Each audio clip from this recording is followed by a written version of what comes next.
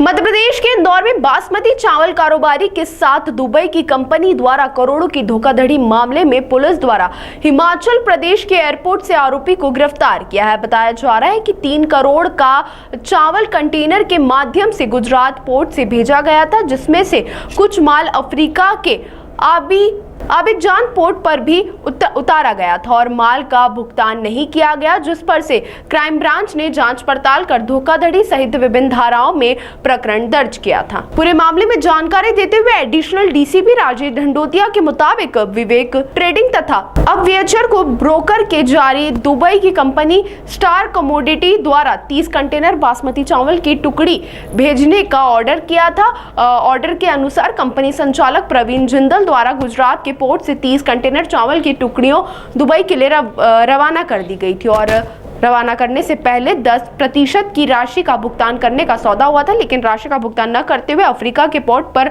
कुछ माल उतार लिया गया और कुछ माल दुबई ले जाया गया। लगातार फरियादी कारोबारी द्वारा दुबई की कंपनी के मालिक नितिन राणा और नीरज राणा से संपर्क करते रहे, लेकिन उनके द्वारा भुगतान की राशि को लेकर आनाकानी की जाने लगी। इसके बाद पूरे मामले में क्राइम ब्रांच से संपर्क कर प्रकरण दर्ज कराया गया, लेकिन आरोपी दुबई में होने के कारण पुलिस को उनको पकड़ने में काफी मशक्कत का सामना करना पड़ा, जिसके लिए इंदौर क्राइम ब्रांच द्वारा रेड कॉर्नर नोटिस के जरिए प्रत्यर्पण की कार्रवाई के प्रयास भी किए जा रहे थे। लेकिन अचानक सूचना मिली कि नितिन राणा नामक आरोपी हिमाचल में अपने घर पर आया हुआ है। सूचना मिलते ही पुलिस तत्काल एयरपोर्ट पर पहुंच गई और उसे वहां से गिरफ्तार कर लिया। अब उसके एक अन्य साथी जो कि उसका भाई है, उसकी भी पुलिस जल्द दुबई से इंदौर लाने के प्रयास में जुटी हुई है।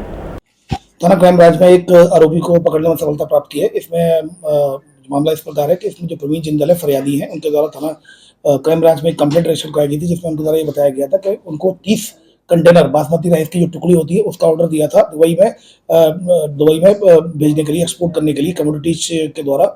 तो उस पर से ये जो स्टार कमोडिटीज के जो 2 व्यक्ति थे, नितिन राणा और नीरज राणा, इनके द्वारा मुझे ऑर्डर दिया गया था और इसमें एक जो एजेंट था जो कि दिल्ली में रहता है, उसके द्वारा ये पूरा सौदा कराया गया था। इस पर से ये पाया गया कि इनके द्वारा 30 कंटेनर भेजे गए, जो कि अजरबैजान जो ये वेस्ट अफ्रीका में जो एयरपोर्ट है और इसके अलावा डकार सेनेगल में एयरपोर्ट है, उन 2 एयरपोर्ट पर 30 कंटेनर गए और उसके बाद इसके द्वारा पेमेंट 10% लिया जाना था, उनके द्वारा दिया नहीं गया। इसके द्वारा दुबई के जो एक्सपोर्टर है कम्युनिटीज वाले, उनको पैसा नहीं दिया गया था। उसके बाद फिर जब वहां से जब नोटिस करना होता है, क्योंकि वहां से जब तक वेरीफाइड नहीं हो जाता कि आपको पैसा मिल गया, तब तक वो वहां से रिलीज नहीं करते हैं। तो यहाँ जब प्रवीण जिंदल को पैसा नहीं पहुंचा था, उसने और एयरपोर्ट पर रोक दिया और पैसे मांगे, तो इनके द्वारा स्विफ्ट जो कि नकली पेमेंट रसीदें इनको भेज दी गई।